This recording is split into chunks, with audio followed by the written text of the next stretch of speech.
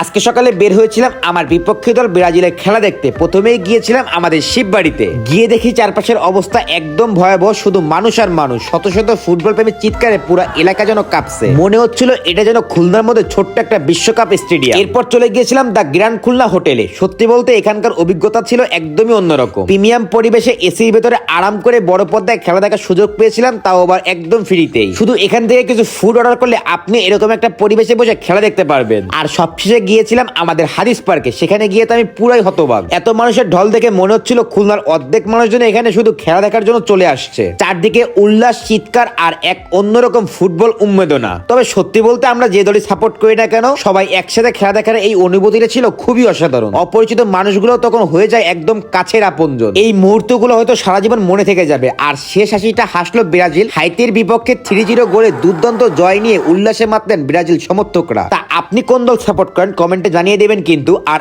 আপনার সেই ফুটবল পাগল বন্ধুটাকে মেনশন করতে কিন্তু ভুলবেন না।